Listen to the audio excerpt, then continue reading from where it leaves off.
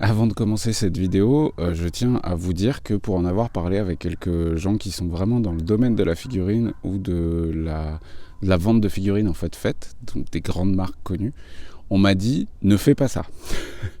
On m'a dit clairement ne fais pas ça. Mais en fait je le fais quand même, déjà de 1 parce que je suis un peu un petit con, mais au-delà de ça, en fait on a des nouveaux outils qui arrivent dans les mains des amateurs, des passionnés. Et il y a déjà, j'ai rien inventé dans ce que je vais faire dans cette vidéo, hein, vous allez voir, il n'y a rien de faux. Mais je trouve que c'est vraiment profondément dommage que la connaissance se diffuse pas sous prétexte de risques potentiels. De copie de figurines et ce genre de choses. En plus, là, ce que j'ai expliqué aux personnes qui m'ont dit de ne pas faire ce genre de vidéo, ce que je leur ai expliqué, c'est que je me tire aussi une balle dans le pied à moi, dans l'absolu.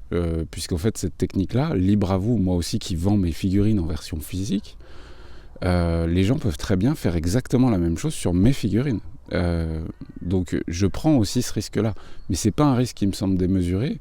Et au-delà de ça, je préfère prendre le risque, mais qu'en fait les gens voient que c'est possible. Parce qu'en fait, quand on n'est pas dans ce milieu-là, on ne se rend pas compte, tout simplement. C'est normal, chacun son truc, quoi.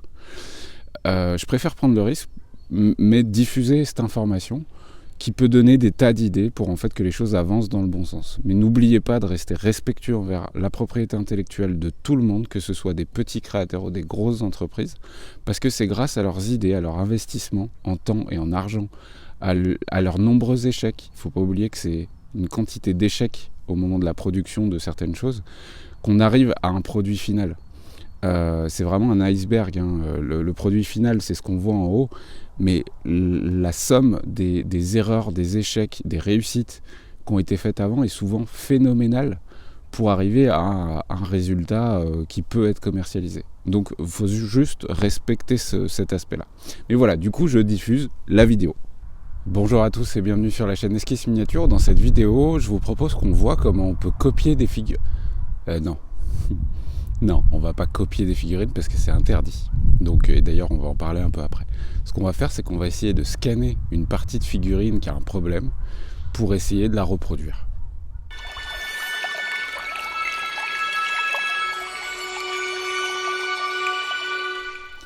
Avant-propos extrêmement important. De 1, pour pas me causer de problème, et de 2, parce que la propriété intellectuelle, qu'on le veuille ou non, c'est important. Concernant ce que je vais faire là, c'est que je vais utiliser une figurine qui ne m'appartient pas. Je vais la scanner en 3D, en partie, et je vais la réimprimer en 3D. En gros, c'est à peu près ce qui va se passer.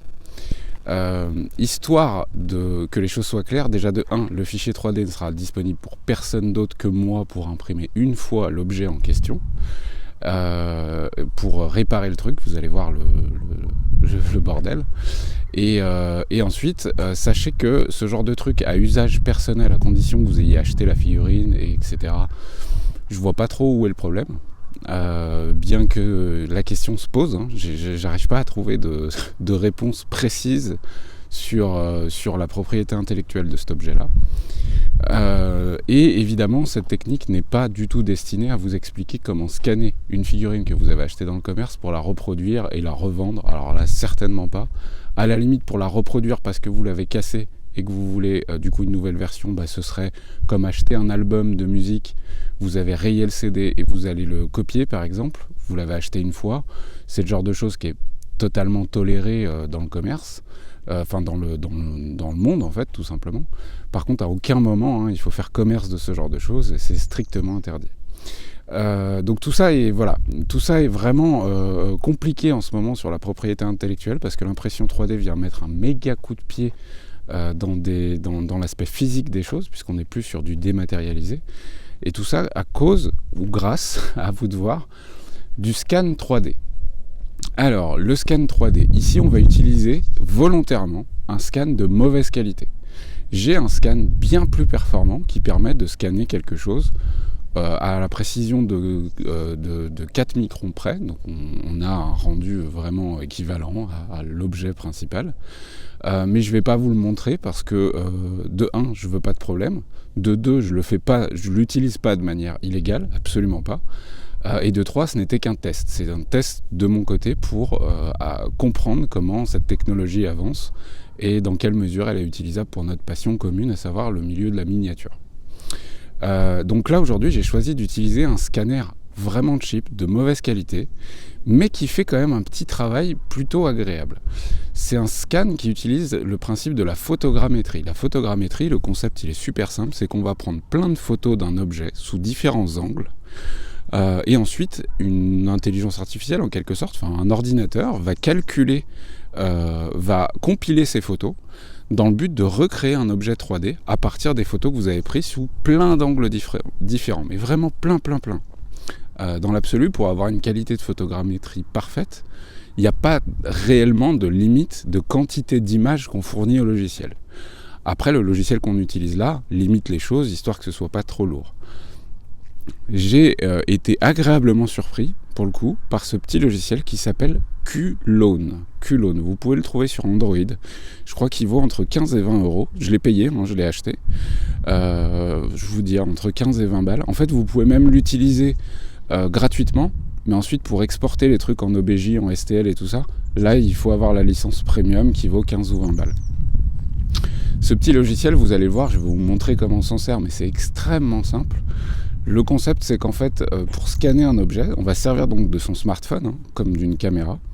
Donc il faut activer le partage de la vidéo, etc., quoi.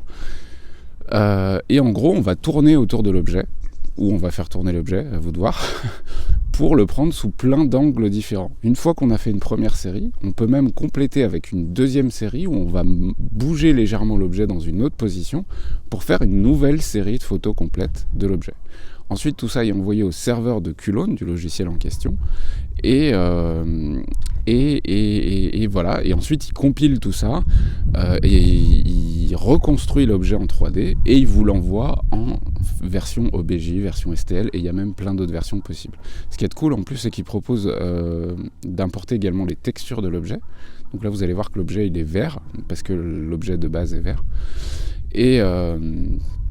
Et du coup, voilà, c'est plutôt bien foutu. Le seul truc totalement indispensable, et c'est ça qui me rassurait un petit peu avec ce logiciel, c'est qu'il est indispensable d'utiliser leur damier.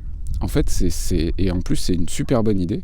Le concept, c'est que quand vous allez lancer le logiciel, vous allez pouvoir vous envoyer par mail le damier à imprimer sur une feuille A4 en noir et blanc. Vous l'imprimez sur une feuille A4, et ensuite, vous posez votre objet dessus, et toute l'intelligence artificielle du logiciel est basée sur ce damier. C'est-à-dire que vraiment, pour lui, le seul et unique vrai repère, c'est ce damier, en fait, qui ressemble un peu à un QR code d'ailleurs, et quel est l'objet que vous foutez sur ce damier. Donc c'est vraiment important d'imprimer ce damier et de poser l'objet dessus. Ça ne fonctionnera pas sinon, hein, que les choses soient claires, puisque tout le logiciel se base sur l'objet qui est posé sur son damier propriétaire. Sachez aussi, pour information, que sur ce petit logiciel, il y a une version améliorée qui permet d'utiliser 2 damiers, avec un damier horizontal sur lequel vous posez l'objet, et un damier vertical que vous allez poser en fond, qui va permettre d'améliorer la qualité. J'ai pas encore testé cette fonctionnalité. À voir. J'ai envoyé un petit mail à Qlone, on va voir s'ils me répondent, parce que j'ai pas trouvé en fait le damier vertical. Mais ils en parlent dans un tuto et du coup je me disais ça vaudrait peut-être le coup, ça peut augmenter la définition. Donc je vous montre en même temps comment on s'en sert, mais je vous invite à aller le télécharger gratos. Puis si vous voulez passer l'étape du téléchargement OBJ, achetez-le le logiciel. Donc voilà, je reviens brièvement sur l'histoire de propriété intellectuelle.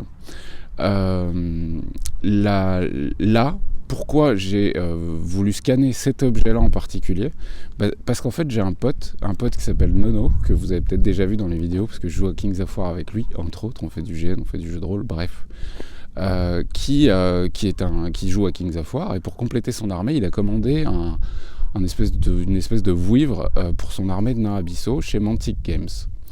Quand il a reçu la boîte, je vais vous montrer la boîte. Voilà, donc la boîte, c'est le Abyssal Dwarf Supreme Ironcaster on Great Winged half-breed, donc une grosse créature avec un nain abyssal dessus, en gros. Donc j'ai enlevé le papier qui est autour de la boîte, et en fait, quand il a reçu le contenu, donc il y a le corps de cette grosse créature. Alors il est lourd en plus, parce que c'est du plastique plein là, donc c'est plutôt cool. Vous avez l'aile droite, et le problème c'est que vous avez une deuxième aile droite. Il n'y a pas l'aile gauche. Et du coup c'est emmerdant. Donc il m'a dit, écoute Aaron, voilà, tu te démerdes un petit peu en impression 3D, est-ce que tu n'aurais pas moyen de me faire l'aile gauche, l'aile manquante? Parce qu'il a contacté Mantic. C'est pas du tout un reproche à Mantic, ça arrive aux préparateurs de commandes, bah voilà, c'est dommage, faites gaffe quand vous préparez les colis, mais ça arrive qu'ils se trompent sur le contenu qu'ils mettent dans une boîte. Et du coup, bah, là, il a contacté Mantic. Mantic lui a dit, bah écoutez, il faut leur envoyer l'article. Nono, ça l'a fait chier. Et il m'a dit, bon, laissez tomber. Ça, je vais le garder pour faire n'importe quoi avec. Ça ira dans ma boîte à Rabio. Et puis, je vais demander à Aaron de me copier l'aile. Donc, en fait, tout va partir de cette aile qu'on va essayer de copier avec ce scan Culone 3D. Et vous allez voir que c'est plutôt simple. Ok, donc nous voilà sur Culone.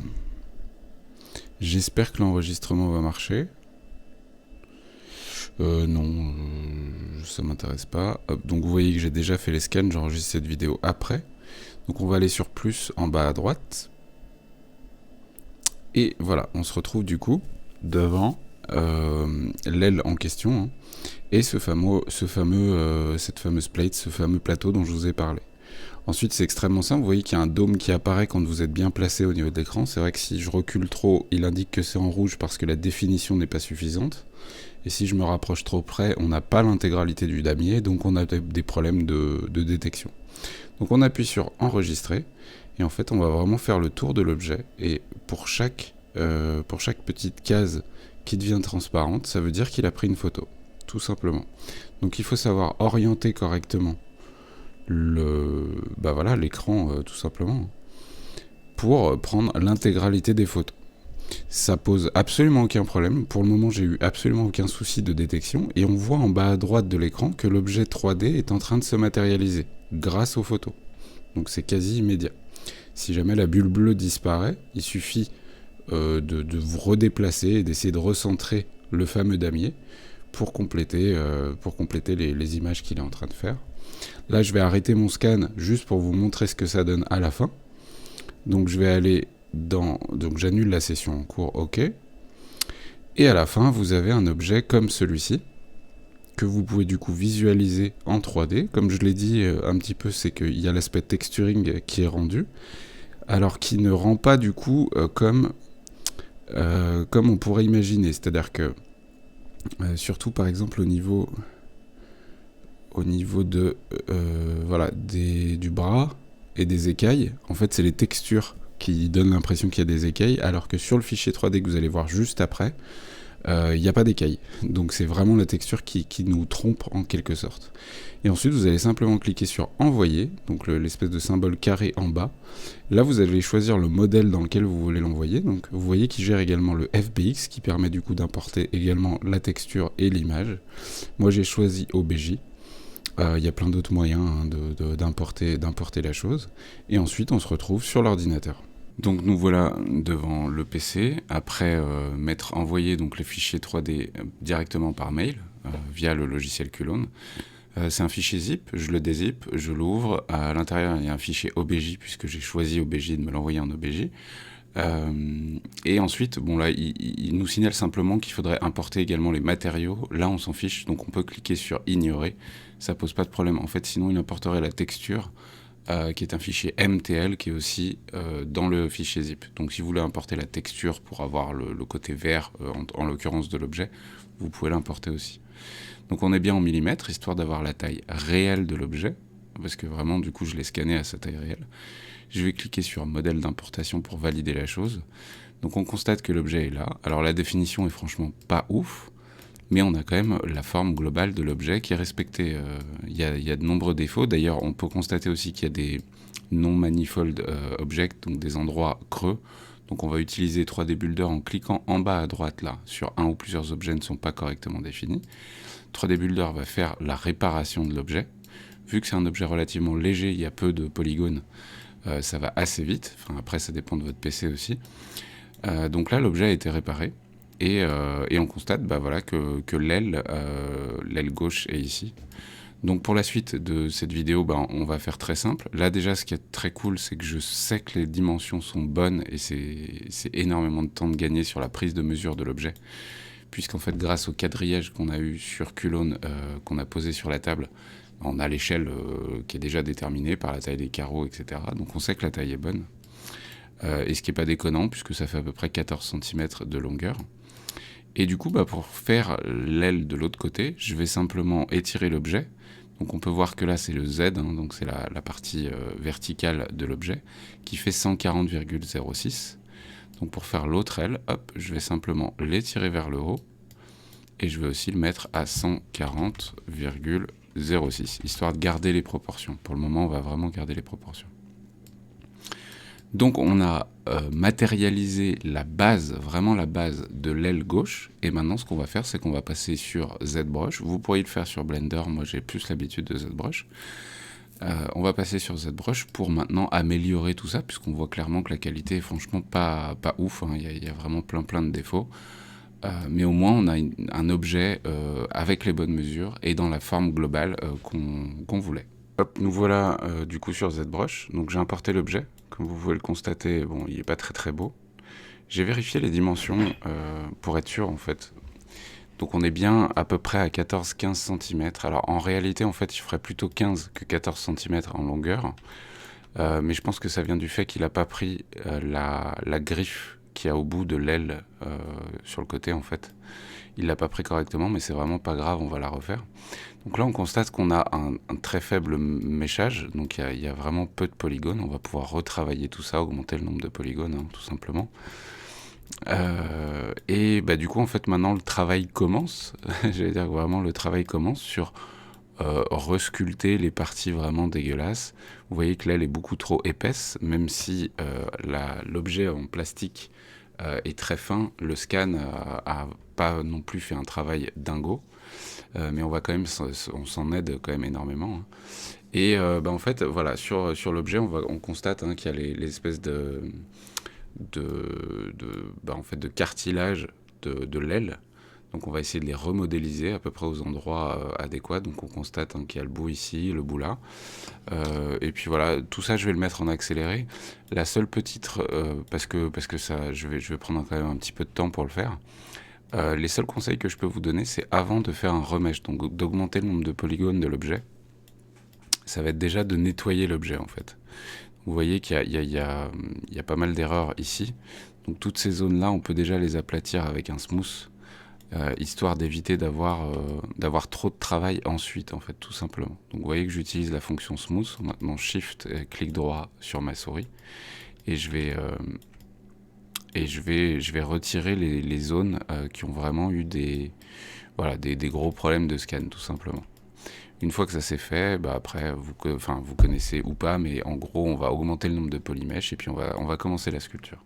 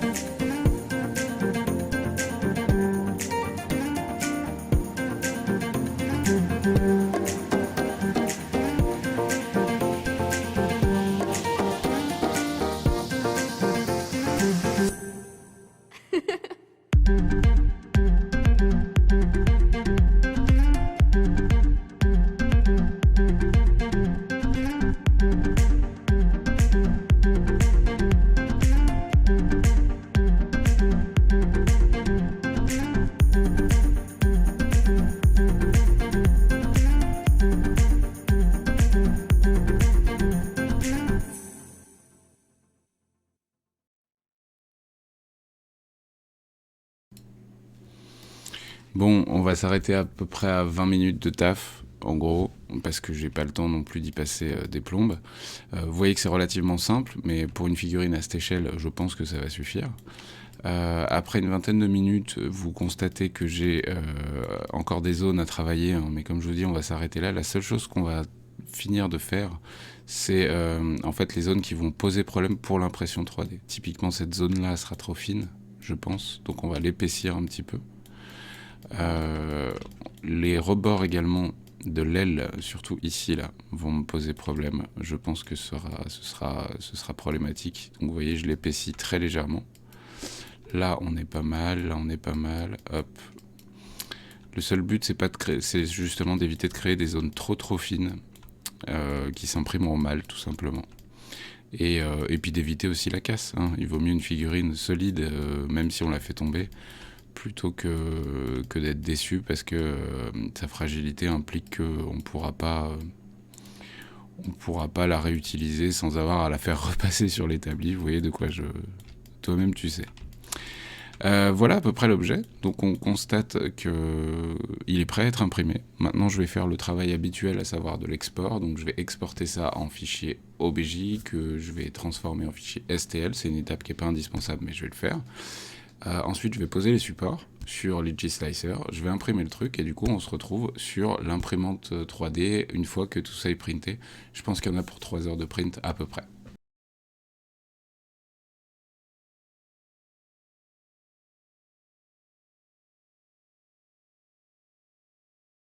Nous voilà devant la Lego Mars 2 Pro, donc c'est là-dedans que je viens d'imprimer l'aile pour la bestiole. Donc on va voir ce que ça donne. Il y a eu environ 8 heures de print, donc plus que ce que je vous avais dit, je crois que je vous ai dit une connerie au départ. Et puis on va s'occuper du nettoyage. Alors dans un premier temps, je vais quand même vous la montrer, mais ensuite ça va passer directement dans le bac qui est juste là, du Mercury Plus, pour nettoyer tout ça. Donc là on a l'aile qui est sortie, il n'y a pas eu de problème d'accroche, rien du tout. A priori, les dimensions sont bonnes. Voilà. Je fais le nettoyage, et une fois que le nettoyage est fait, on fait le point sur l'objet pour le comparer avec l'autre aile.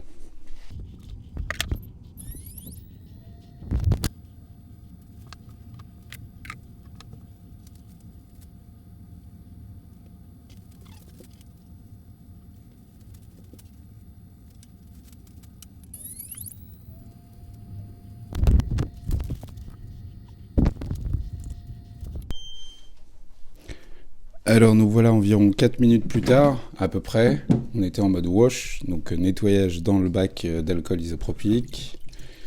Et donc on a une aile qui est en grande partie nettoyée, normalement relativement bien. Bon, sachez que cette phase-là dépend de si vous avez changé l'alcool récemment, etc. Là c'est de l'alcool que j'ai depuis quelques jours, mais il faut le changer de temps en temps. Donc on a une aile qui est vachement plus propre juste là, et puis on va s'occuper du dégrappage. Est-ce que je vais réussir à vous cadrer ça à peu près correctement? Voilà. Donc dernière étape, moi avant de la dégrapper du plateau, j'ai tendance à la sécher avec un aéro à main, en fait, juste pour enlever l'alcool. L'alcool qui reste à certains endroits. Et qui pourrait s'être amalgamé avec de la résine dans certains creux. En la soufflant, en fait, au moins on évite ce genre de problème. Donc là, elle est un peu plus sèche, c'est encore pas parfait. Hein. Ensuite, je vais me servir de cette petite spatule, mais ça vous connaissez, hein, je vous ai déjà montré en vidéo. Hop, on dégrappe le tout, on tire un petit peu. Rien de très violent. Ici, je suis avec de la résine TGM7, c'est un vrai bijou cette résine. Voilà, donc on a l'objet qui est tombé. J'ai toujours tendance à mettre un coup sur le plateau juste après, histoire d'être sûr qu'il n'y ait pas de dépôt de résine. Et mon plateau, là, il est prêt pour un autre print. Ensuite, donc mon objet, il est là. Hop. J'enlève les supports. Hop. Et on a l'objet fini, qui est juste là et qu'on va comparer de manière immédiate avec l'autre. Et au niveau des proportions, on est pas mal. On est pas mal. Alors je me rends compte que les écailles que j'ai sculptées sont plus prononcées, beaucoup plus prononcées que les écailles qui sont très discrètes sur la partie bras et pattes de la créature. Niveau taille, on est vraiment quelque chose d'équivalent, quelque chose de ressemblant. Et du coup, on va pouvoir réparer la grosse bête de l'armée des nains abyssaux. Histoire de bien vous montrer toutes les étapes, juste avant de s'attaquer au réparage de la figurine, on n'oublie pas la phase de polymérisation, qui est donc la phase qui va permettre de durcir les dernières couches de résine, qui sont donc sur la surface de l'objet.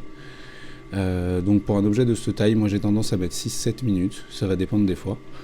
Je l'ai placé sur de la pâte à fixe pour qu'il soit éclairé un petit peu mieux sous tous les angles, tout simplement. Et à la suite de cette phase-là, on va pouvoir manipuler l'objet à la main sans gants, puisque a priori il est totalement polymérisé. On reste toutefois vigilant avec ces matériaux, qui restent des matériaux toxiques, mais une fois que c'est polymérisé, a priori c'est bon. Évidemment, on ne met pas à la bouche, etc. Donc polymérisation terminée, nous voilà devant donc les différentes pièces. Donc on a le corps qui était juste là, donc la fameuse aile droite qui était en double dans la boîte, qu'on va fixer juste pour se rendre compte du tout, donc je fais que la caler dans ces accroches, histoire qu'elle tienne, puisqu'ensuite on a une tête absolument énorme qui va se pointer, je sais pas trop comment. Et du coup, la deuxième aile droite, suite à l'erreur, et on a une aile gauche qui va pouvoir se fixer, en gros, comme ça. Et là, on va laisser Nono s'occuper de fixer ça correctement, donc pâte à fixe ou je ne sais quoi d'autre. Il va pouvoir se faire plaisir. Alors c'est sûr qu'il va falloir utiliser du green stuff pour faire la jonction, parce que je suis pas rentré dans le détail de la gestion de cette jonction dans l'accroche. J'aurais pu, mais le but est de pas d'y passer 8h30 non plus. Mais voilà, avec de la bonne colle et du bon green stuff, et voire même du tigeage, j'aurais tendance à dire qu'un peu de tigeage ça ferait pas de mal pour solidifier le tout. On peut avoir une espèce de grosse wivre qui est prête à être sous-couchée et à être peinte. Bon, pour conclure cette vidéo, revenons, vous avez vu, le résultat il est suffisant, c'est loin d'être un truc de dingue, mais c'est volontaire aussi d'avoir fait quelque chose de relativement simple au niveau de la sculpture, etc. Pour pas faire vraiment déjà de une copie parfaite, déjà parce que c'est extrêmement difficile, mais au-delà de ça j'avais pas le temps non plus de faire un truc formidable. Ce sera largement suffisant pour réparer sa figurine. Si je me suis servi aussi de ce prétexte de réparer une figurine, c'est en fait parce que je fais pas une copie complète de la figurine, j'en répare une suite à une erreur du fabricant. Donc je fais rien de mal dans l'absolu. Tout le monde est gagnant dans l'histoire, puisque le client final, il a sa figurine qui est complète, et le fabricant, il n'a pas besoin de renvoyer un nouveau colis, donc des frais supplémentaires, etc. Donc il n'y a pas vraiment d'histoire de copie dans cette histoire, mais c'est quand même quelque chose qu'il ne faut pas oublier de rappeler, c'est que, encore une fois, ne faites pas de copie de figurines, certainement pas pour en faire commerce, c'est surtout ça en fait le point le plus important.